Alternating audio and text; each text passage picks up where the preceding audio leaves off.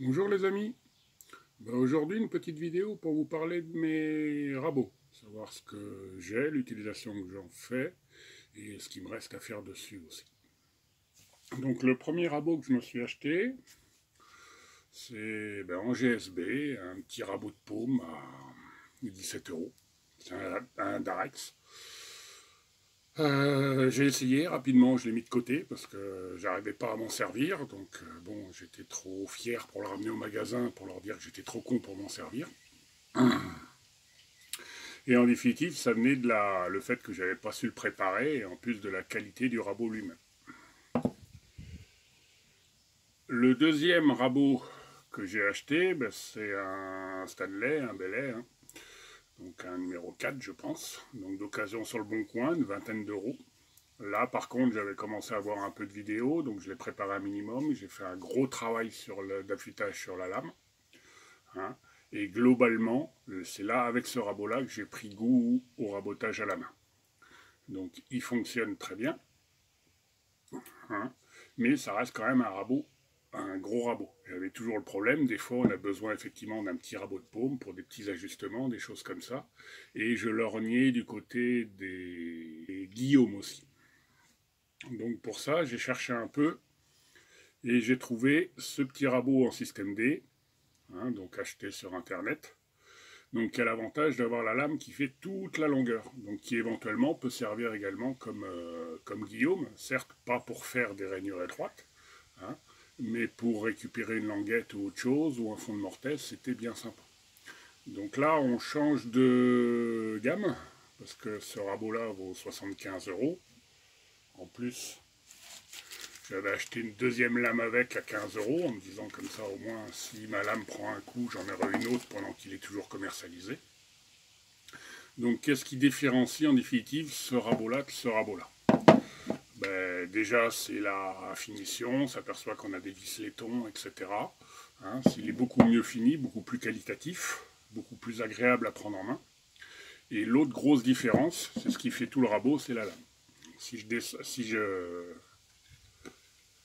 défais la lame de ce rabot-là, je m'aperçois que j'ai une lame qui est fine, hein, un contre-fer qui est juste, c'est juste de la tôle emboutie, hein, donc c'est pas grand-chose.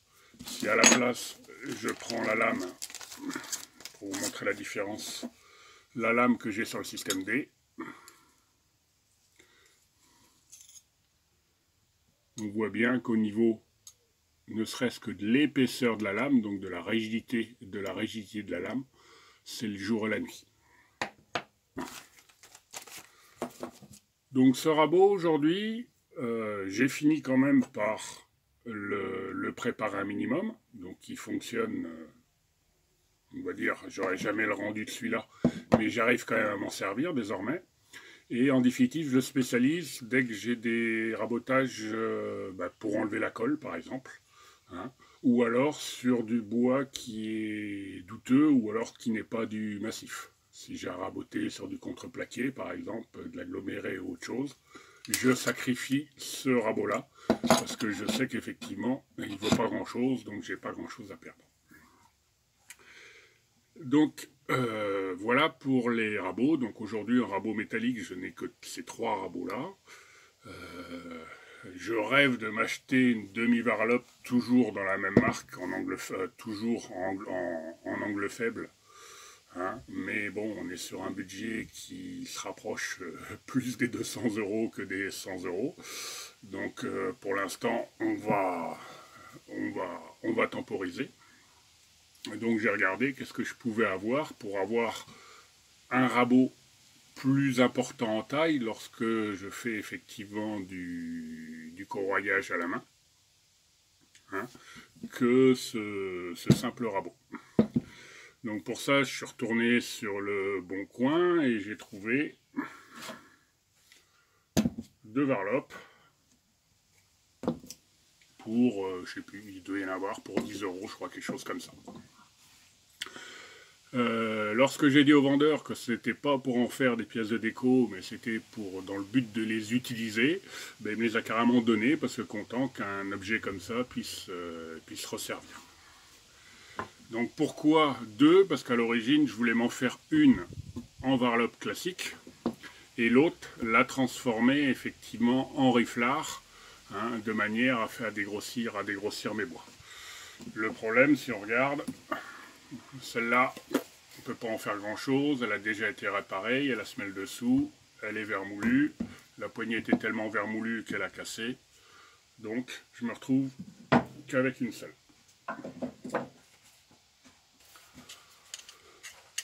Maintenant, le fer est à peu près correct. On s'aperçoit qu'en plus sur le fer, on a deux couleurs, donc c'est un fer qui a été renforcé au bout. Hein. Donc, de cette varlope-là, je ne vais garder que les fers. Petit problème, mon fer est plus large que le fer que j'ai sur l'autre varlope. Donc pour l'instant je l'ai mis de côté et je vais voir ce qu'il en est. Donc la deuxième varlope, elle est tout à fait correcte. La semelle est légèrement gauche, mais pour l'instant je ne vais pas y toucher. J'ai quelques points, je m'aperçois ici effectivement quelques trous de verre, mais globalement elle tient. Aujourd'hui je ne l'ai pas encore restaurée.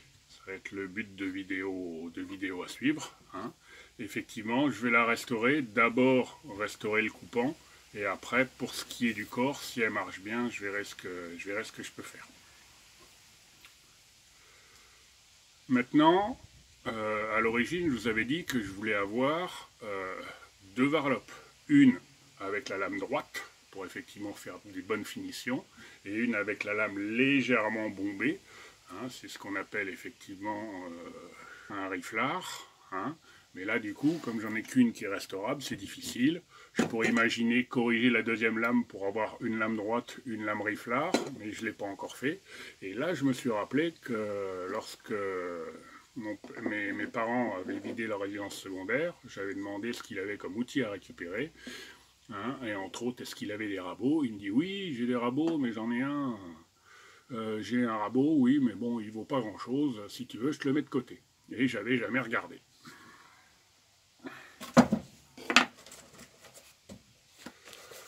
Donc le rabot était dans sa boîte, c'est pour ça que j'avais jamais regardé. Je savais que c'était le rabot, et là je l'ai ressorti pour me dire, est-ce que je peux pas me faire voir, tant qu'à faire, pendant que je suis dans la restauration, que vaut ce rabot-là.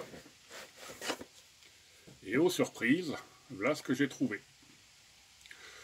Donc je vous zoome pour regarder. Le rabot qui ne veut pas grand chose, c'est quand même de la marque. D'ailleurs ça m'a permis de découvrir un nouveau nom de bois que je ne connaissais pas. Et voilà le rabot. Donc certes c'est un rabot bois. Donc la lame a un petit coup, mais on s'aperçoit qu'il est vraiment qualitatif. D'ailleurs, les rabots bois, pour l'instant, je ne les ai pas trop utilisés pour la simple et bonne raison, c'est que je n'ai pas fini effectivement de les remettre en état de fonctionnement. Et deuxièmement, le réglage, contrairement à un rabot métallique où vous avez une molette pour régler, etc., donc c'est assez facile. Sur le rabot bois, c'est juste un coin qui vient bloquer la lame et le contrefer, et vous devez vous assurer à ce qu'effectivement cela sorte correctement. Donc on galère, on tape. Il y en a même qui tapent, si je regarde sur ma varlope, mon bout de fer, je m'aperçois qu'effectivement il y en a même qui tapent au marteau sur le fer. Alors qu'en définitive, d'après ce que j'ai vu, ce qui est confirmé par ce rabot-là, parce que si vous regardez sur le Gallenberg, au fond vous avez un rond. Donc en définitive, le but, effectivement, c'est de pouvoir taper de ce côté-là. Si vous tapez de ce côté-là, qu'est-ce qui va se passer? Ben, par inertie, votre lame va avoir tendance à sortir. Et si vous tapez, au contraire, à l'avant, par inertie, votre lame va avoir tendance à rentrer. Et en définitive, c'est en tapant qu'on règle un rabot bois. Là, si je veux le démonter, je peux essayer de tirer, je ne vais pas y arriver. Ma lame affleure à peine, si vous voyez ici. Si jamais je veux que ma lame sorte plus, qu'est-ce que je fais? J'ai dit, je tape sur l'avant. Et là, je pense que c'est flagrant à la caméra. J'ai effectivement ma lame qui sort, là, et j'aime presque même trop taper, parce qu'elle sort trop. Si, à l'inverse, je veux rentrer ma lame ou tout simplement enlever le coin pour faire la lame. Là, dans ce cas-là, je tape où? Je tape à l'arrière du rabot.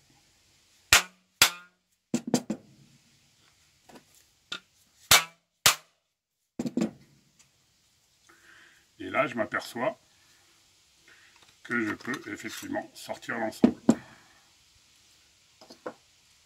Donc, surprise sur le Goldenberg. Bon, la lame, il y a quelques petits points de corrosion, je ne l'ai pas encore restauré. Mais la lame est très fine. Et le porte-fer, effectivement, j'ai pas de fixation de la lame sur le porte-fer, même si j'ai une rainure à l'origine. Hein. Donc c'est assez bizarre. Mais c'est comme ça. Donc il va falloir restaurer tout ça. Ça va être le but des vidéos suivantes. Donc voilà pour cette petite vidéo de blabla, mais je me suis dit que ça pourrait intéresser ceux qui voudraient se mettre à l'utilisation du rabot à main, ou tout simplement découvrir, voir à peu près ce qu'on pouvait récupérer. Et là, vous voyez globalement, en dehors de ce rabot de paume là, le reste, je suis à 20 € pour celui-là. Je suis en récup même du travaux donné pour les rabots bois. Hein. Donc ça permet quand même de retrouver des outils qui sont délaissés aujourd'hui, qui fonctionnent très bien, hein, pour pouvoir faire le travail qu'on a. Et le gros avantage, c'est que ça ne fait pas de bruit, et c'est un réel plaisir lorsqu'on a commencé à maîtriser l'engin de raboter avec. Bon ben sur ce, je vous dis à très bientôt, donc certainement pour la vidéo de restauration, les vidéos de restauration des rabots, hein, et je vous dis ben, kenavo.